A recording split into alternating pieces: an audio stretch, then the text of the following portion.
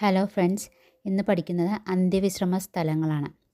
Gulzari Lal Nanda, Narayan Ghat, Morarji Desai, Abhay Ghat, Kishan Kant, Nigambodh Ghat, BR Ambedkar Chaitrabhoomi, Charan Singh, Kisan Ghat, Narasimha Rao, Buddha Purnima park, KR Narayanan, Karmabhoomi, Devi Lal, Sangharsh Sthal.